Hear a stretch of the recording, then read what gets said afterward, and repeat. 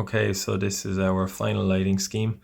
For this lighting scheme, we had to use the five lighting schemes which we done as part of our class projects, and then three additional lighting schemes of our choice. We had to integrate all these lighting schemes to work off the one set of LEDs, and it had to be operated by a user switch. So how I done this was I tied the LEDs to multiplexers, and then I tied the outputs of each individual lighting scheme to the inputs here of the multiplexers.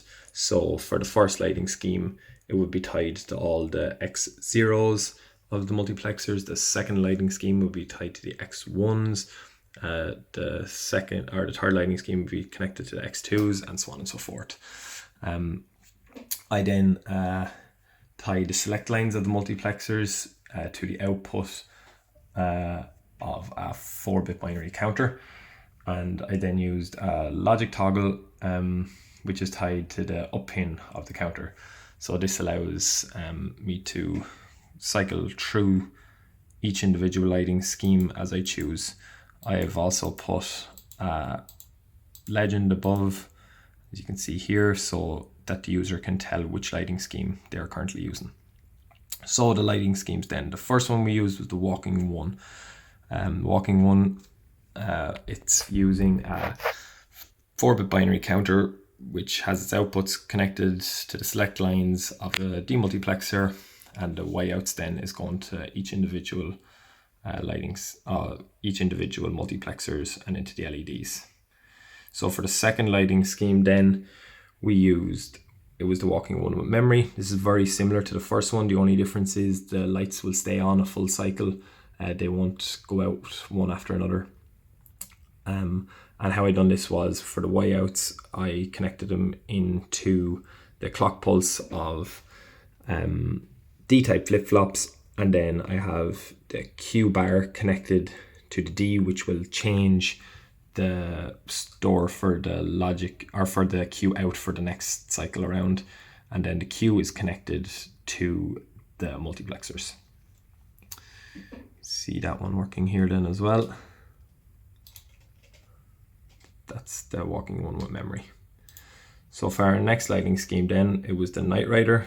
So for the Night Rider, how I done this was, I have a NAND gate here which is connected to the first and the last LED, which has its output then connected into the clock of a D-type flip-flop. So every time this gets a logic 0 in here, it will give a logic 1 out here, and the Q bar is connected to the D, so it'll change it for the next time around. The Q is then connected into a decoder, which will decide the Y out and Y1 are connected to up and down of our 4-bit binary counter. So this will determine whether the count is going up or down. The Y outs then, the Q outs of this are then going into a demultiplexer's select lines, and the Y outs of the demultiplexer into our multiplexers. So you can see this one working here as well. There is our Night Rider. So for the third lighting scheme then, we used the accordion.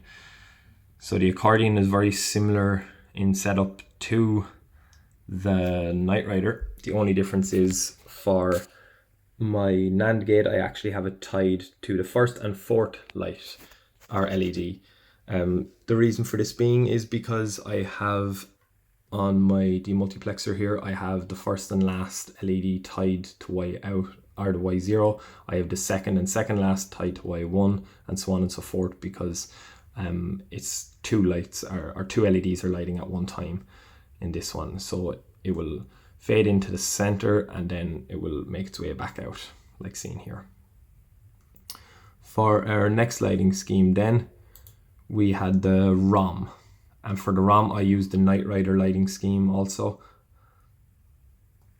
And how the ROM lighting scheme works, I'll show you here now. You must go into the ROM, edit the properties of the ROM, and you must insert a bin file here with the appropriate binary code that you want to use as your lighting scheme. So if you wanted the Knight Rider, you have to do out the code for a Knight Rider and then insert it in to your ROM. And then your ROM will play like so. So for the ROM then I have the D-outs connected into our multiplexers here also. For the next lighting scheme then, this is one I researched myself. I found this one on YouTube. This is the 555 timer.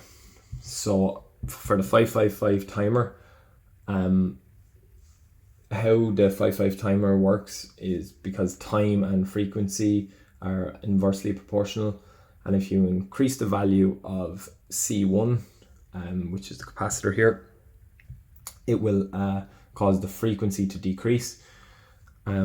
So if you increase R1, the high time will increase, but it will not change the low time. If you increase R1 or R2, apologies, it will increase the low time, but the high time will also increase, and the duty cycle will be reduced. So for this one then, yeah, I have the U1 connected to all the uneven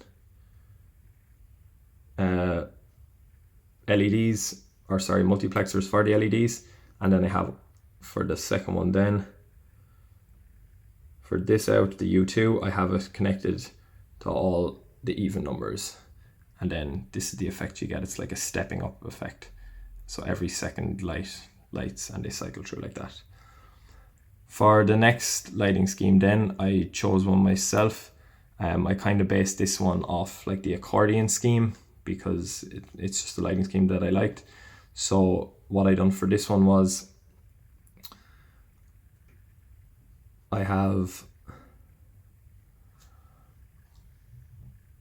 a demultiplexer connected into a 4-bit binary counter, and then I have the 4-bit binary counter going into the multiplexer into the select lines here. I then have the Y outs, so I have Y0 connected to this D-type flip-flop here into the clock pulse of it. I have the Q bar connected to the D, and the Q out then will go to the first and the last multiplexer. This one then will go to the second and second last, and so on and so forth down through it, and it will give you this effect of them lighting from the outside and lighting in, and then on the second cycle the lights will go out. For the next, to the final lighting scheme then, it's the emergency lights, I call it. It's basically like a flashing lights similar to like that of an ambulance. You can show it here. So we have the flashing lights of an ambulance.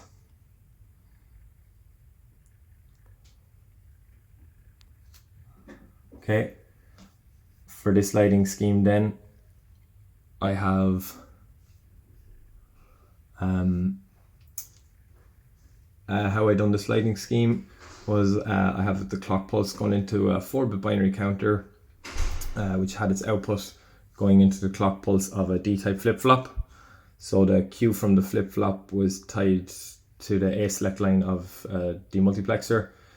I then tied the Y bar of the multiplexer to the E1 here of DMUX, and a second clock pulse tied to the input of the multiplexer, and this is what created a flashing lights system for me. I have the outputs then here of this demultiplexer, so I have the first output connected to the first 4 LEDs, and I have the second output connected to the second 4 LEDs. So that's my completed lighting scheme. As you can see here again then, once I hit the last light and I hit the switch, it will go back to the first.